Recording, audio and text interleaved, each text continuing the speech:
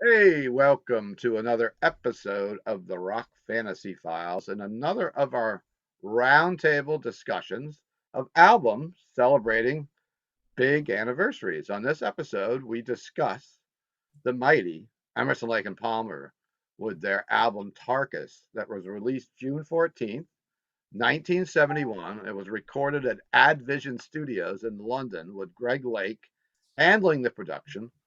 It reached number 9 on the Billboard 200 in the United States. Can you imagine an album like that making the top 200 now? Yeah, it's just mind blowing, right?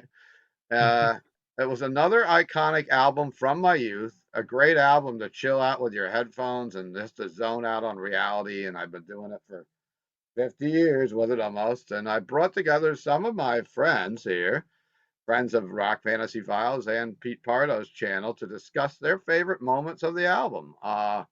We've got Pete Pardo, of course, from Sea of Tranquility. We got Rick Labonte from Windsor, Ontario, Canada. That's also a regular, I believe, on the Sea of Tranquility. And we've got, I guess, Ken Golden down in my left corner. And he is also from what, in the Prague seat. Is that correct, Pete? Mostly? Yep, on Sea Tranquility. Yep, and owner of the Laser's Edge record label and CD Okay. mailer. Okay. Great. So we're going to talk a little bit about Tarkus. Of course, side one is taken up by Tarkus, a 20-minute piece in 7 parts written by Emerson, with Lake credited for Battlefield section, contributions to Stone of Years and Mass, and its conceptual piece, which is narrative, remain ambiguous and open to interpretation, but the artwork depicts rather the Tarkus character in the form of an armadillo-like tank who is born and loses a fight with a manticore, which concludes with the appearance of an aquatic version of Tarkus named Aqua Tarkus. The track was written in 6 days, and the band rehearsed it for another 6, and then they put it to tape. And that starts out, and I guess we'll just go around here, and we'll talk about our favorite moments of the albums or of the album, and maybe some things we're not that great about on it. But let's start off with Mr. Pardo. Welcome. Thanks for having me, Steve. Hey, everybody. Good to see you all again.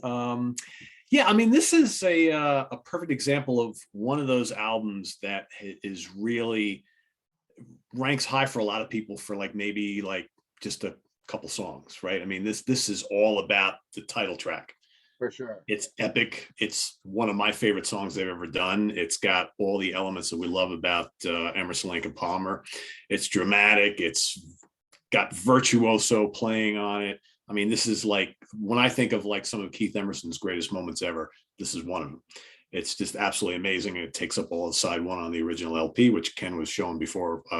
Amazing artwork on the album. Yeah. I find the rest of the album fairly mediocre. Other than a couple of other tracks. So I would say if I were to look at my favorite 3 tracks from this album, obviously the title track is by far and away the best. Bitches Crystal is fun. Got some great piano from Emerson. And I really like A Time and a Place a lot. Because to me, I think A Time and a Place kind of sounds like it could have come off that first album, which I love the first album. The rest of the stuff for me is kind of hit or miss. And maybe if we go around again, we could talk about the songs we don't like much. But I would say easily for me, Tarkus, Bitches Crystal, and A Time and a Place are far and away my favorite songs on the album. And I like the production of the album. It's, of its time, but I think that's what's so great about it. And definitely one of the great prog albums from the early 70s. And, this was the big supergroup at the time. And I think this kind of showed you what they could do as musicians. So I dig it. I like the album. Again, it's not a perfect album. They have better, but it's a classic one. If you just had the title track on this album alone, it would, it's still a classic for that. It's amazing is what bad reviews it got. Yeah, they got bad reviews when it came out. I got a copy He's gone. I got lucky enough to meet Carl. I got lucky enough to meet Keith Emerson once too. Yeah, we don't hear you, Steve. Steve, we can't hear you. Lost me again? There we go. Now you're back. I got to stay in one spot. That's what Martin said. I think that's what it is. Yeah. When you put the album up in front of you, it's like, whoop, done. Oh, he blocked me. Okay. I was lucky to meet Carl Palmer and see his band play here at Brian's Barbecue in Middletown a few years ago, and got him to sign that. And I was also lucky enough to meet Keith Emerson at a Chiller Theater convention, so that was nice. But I never got to meet Greg Lake, and of course he's gone now. But ELP was one of my favorite groups, and I agree with most everything that Pete just said on this album. And I guess we'll go down to Mr. Ken Golden. I gotta tell you, Steve, it's depressing to hear that Keith Emerson was a chiller. You know, signing really? autographs. You know, signing autographs next to some chick that was like in Saturday Night Fever or something like that. You know? I tell you, it was a guest where I was just like, wow, Keith Emerson's going to be there. And Yeah. of course, I went I down. remember that. I used to go to all those chillers when they were in Yeah. Secaucus. And I mean, they've had some pretty good rock stars there over the years, with Alice Cooper and Ace Frehley. But yeah, Keith Emerson was kind of not. It was in a room, and they kind of always put the rock and roll people together in the same room. But yeah, it was definitely odd to be able to meet him at Chiller.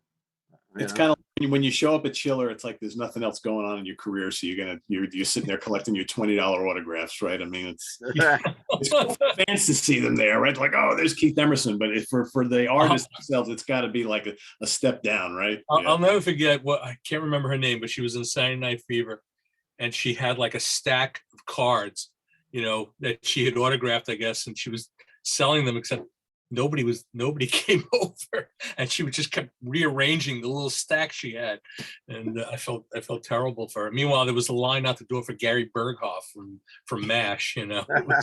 It's very surreal. I mean, I used to just go there to buy like bootleg DVDs and stuff, Sure. Hong Kong films, but it was fun. So for me, it's an imperfect album, like a lot of their albums, but Tarkus, the piece, is one of their best pieces.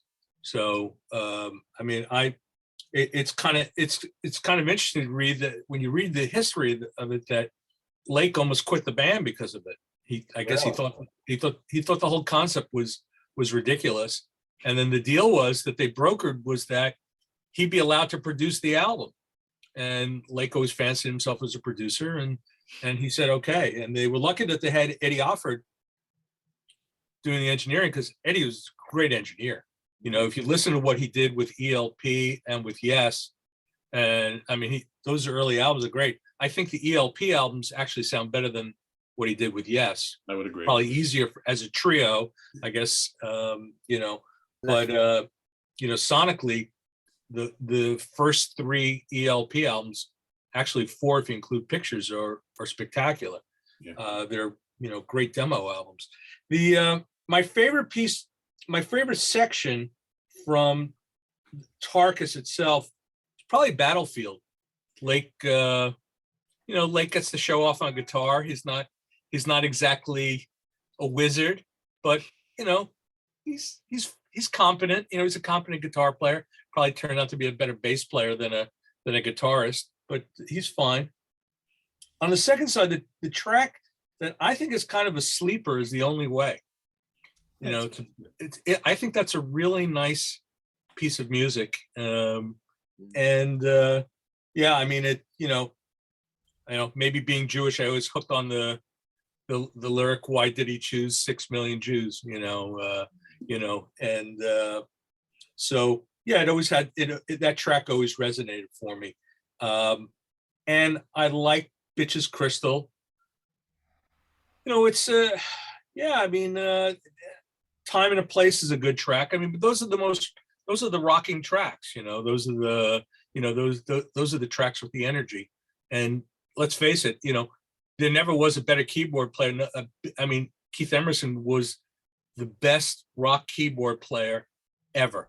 I mean, you ask any rock keyboard player of prominence about Keith Emerson, they'll tell you he was the man. I mean, there were a lot of greats. Even Rick Wakeman will tell you Keith Emerson was the man. And, he shows off. He was the leader, and he does it, and he does it better than anybody ever did it. Quite the showman. Yeah, I mean, there's plenty of Moog on the album. He was using the big Moog, but he he goes apeshit on the Hammond on the whole album. I mean, it's, you know, that's why you listen to an Emerson Lake and Palmer album. Yeah. That's right. Yep. Yep. That's my take. All right. You know, Rick, I guess it's your turn on the pianist. Rick. Okay, so I would think, you know, to piggyback on what was already been said, let's talk about some of the things that hasn't been said. As far as, you know, the album cover was, you know, an eye catcher for me when I was a kid. When I saw this album cover when I'm 13, 14, I thought it was kind of cool. It just spin the imagination what this song could be like. And you know what? Unlike Brain Salad, Surgery, I didn't think the album, I love that album cover, but I didn't think the music always match it. But this, I thought the album cover matched the you know, the title track, the whole epic. I think it was great, and I thought that was it was almost like one of those Pete talked about Spider-Man and Batman albums that you can play out and listen. That's what it felt like by looking at this. This is some kind of storytelling album right off the hop. So that's my first impression when I was a kid. And yeah, the side one is a perfect side. It's great. It's no, you know, it has the peaks and valleys and all the things that we like about Emerson, Lake and Palmer.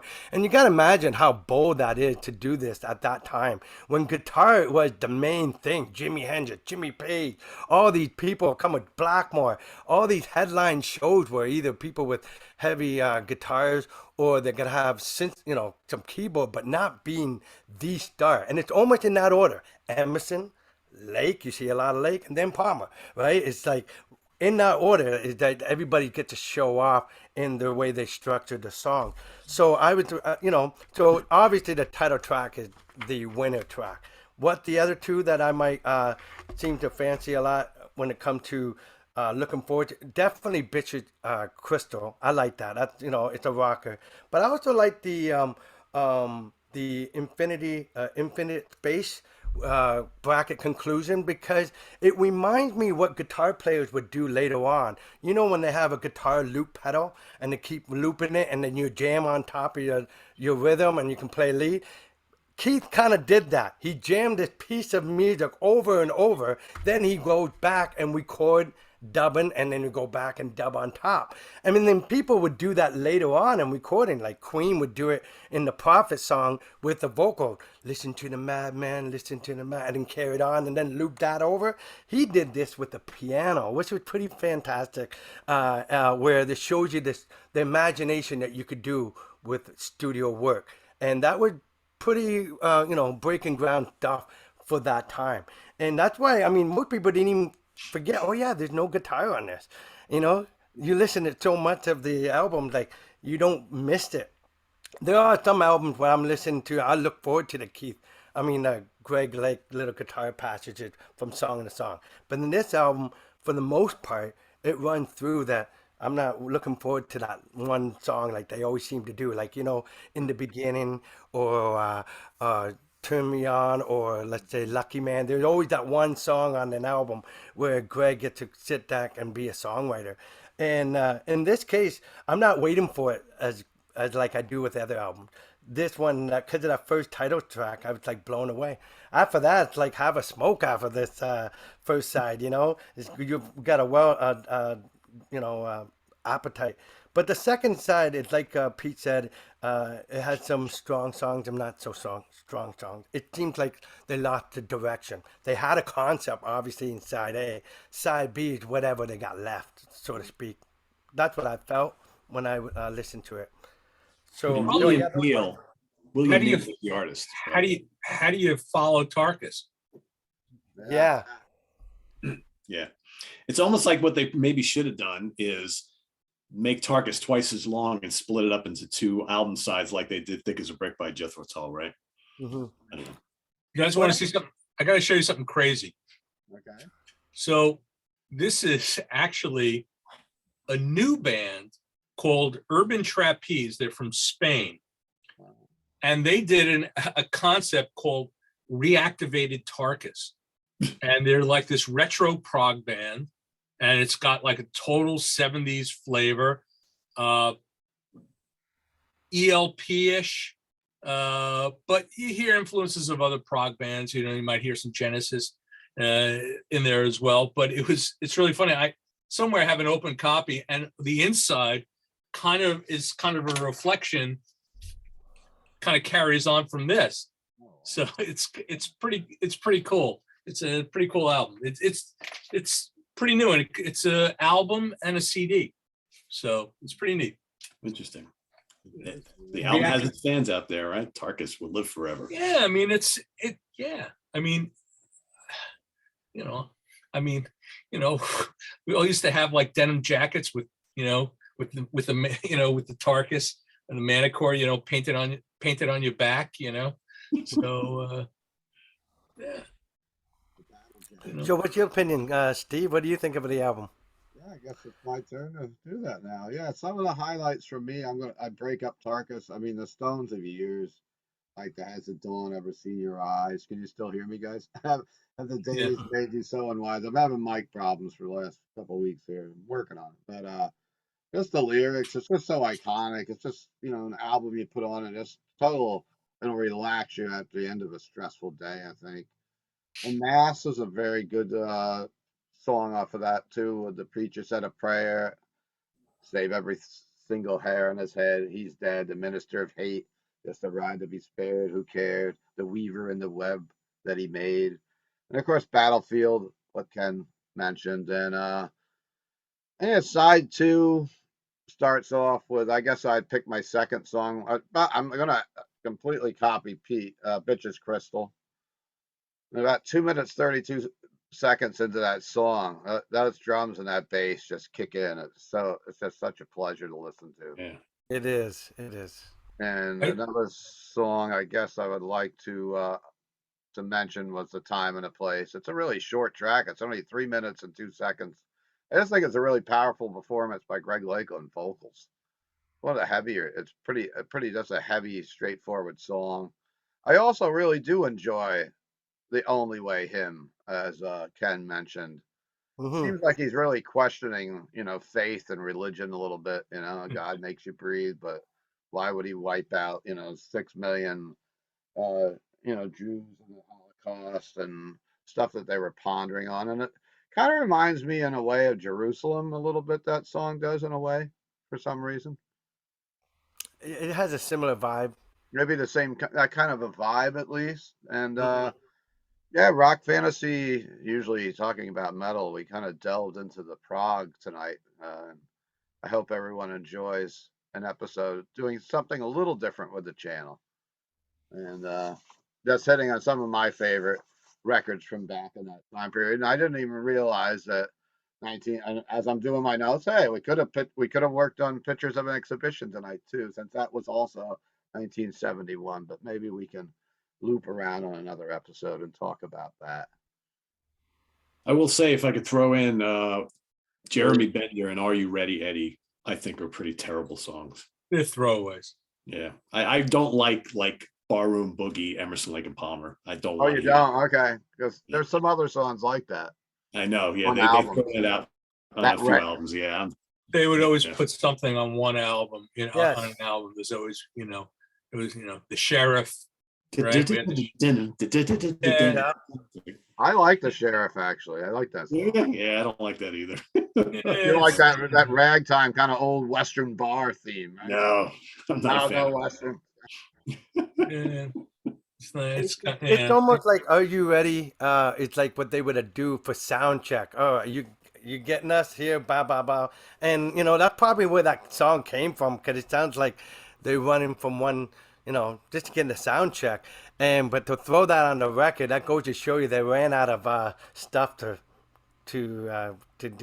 put on the deadline. Well, they used most of the ideas on side one, unfortunately, right? Yeah. What was cool, the one thing that was cool was when they used to do Tarkus Live, they used to do Epitaph. They would insert Epitaph after Battlefield. Oh, by King Crimson. Wow. Yeah. Cool. Wow, that's kind of cool. They also, the other strange thing though, when they play Tarkus Live, they rarely played Aqua Tarkus. Oh. The ending. Wow. Yeah. If you, I got tons of ELP boots, and they're my favorite band. So, yeah, it's very, very rare to hear a live version of Tarkus that has Aquatarkus on. I wonder why Now, that is. when they do the cannon and they blow with the cannon, like in the iOS festival, do they do that for the battlefield in it, Tarkus? When they play that live, they use the cannons and fire off cannons in concerts and during that period, or Well, I was alive, but I was only 12 years old, so I can't tell you. no? But you have live bootleg. Don't they hear it, like No, cannons? not that I remember. Honestly, Oh, okay. not that I remember. Because I remember that was before when they did that concert there. That album didn't come out yet, so I was wondering if they got inspired to put the battlefield like that. I don't know. Just No, wondering. I have friends that saw them at Gaelic Park in New York in '71. So up in the Bronx. Cool. I'm not the same age as you, Ken. Steve, we lost you. Oh, you lost me again. Hello. There you go. There we go. I can't sit back like this. I have to be right up on the floor. It's weird. It fluctuates. I got There's to like one practice. particular spot where you sound better. Yeah, there's the one sweet spot, but as soon as you move like an inch, it's like it's gone. The funny thing is, if he goes back, he looks better. But It's a work in progress. I've been doing this for about a year, and I've never had these problems. It just started it recently again. Yeah, that's Now true. it's not even just the laptop sound. It's actually don't change. Don't whatever you're doing. Don't change. Don't move. Yeah. It's not bad when you're only doing like a short, like half-hour thing, but when you're doing like an hour and a half, 2 hours, it's hard to stay in this spot the whole time. Yeah. Like Pete's Monday nights lately have been some long ones, epic ones. Yeah. But yeah, anyone else would like to add to this episode, or where we can kind of move along and wrap it up? But, I just want to say overall, this is still one of my top 3 favorite albums. My favorite is probably the first album, Brain Salad, Surgery second, and maybe this one, because this is such a strong title track that I kind of give them a pass on a few other tracks because I do like the first track so much. I mean, it's an iconic piece of prog rock. Yeah, Prog rock history. So Yeah. that's I guess we that's it. could, That's what kind of a rating would you give this in the 1 to 10 scale? You want to go first, Pete? Good question. Man. Well, for the title track is a 10 out of 10. Yeah. Then I have to take the rest of the album into consideration. I don't know, 7 out of 10? Okay. 7, yeah. I think Maybe that's 8, fair. right? I think 7? that's fair. Yeah. 7. Everybody Yeah. coming I across would- on 7. Ken, you're a 7. Rick, No, you're I think that's pretty fair. 10 for the first side, and Yeah. about a 7 for the second side. So if They're we not got- bad songs. It's just that how do you follow? It's like I was saying before. How do you follow Tarkus? Yeah, You know, true. Anything they would have done. It's an epic piece, and then they peaked with that. They shot their load. Yeah. I'll bring What it would up you to rate it, now. Steve? I'll give it an 8. I'll give An it 8? Okay. I'll give Hey, it a it's your show. You do whatever you want, As long as you can hear me, it's my show. man.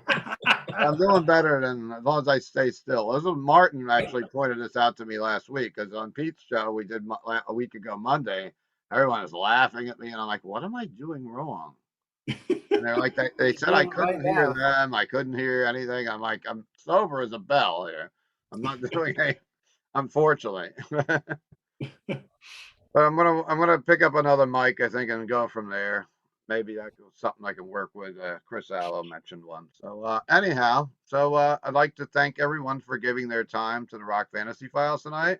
We moved into a little more prog and classic rock direction, and we hope to revisit some more albums in this series of roundtable discussions on albums celebrating big anniversaries in the coming weeks. And everyone have a happy holiday season and all that good stuff. And please hit subscribe if you like the channel and mention your favorite moments from the Tarkus album in the comments, please. Thanks, everyone, and stay heavy. Thanks, everyone.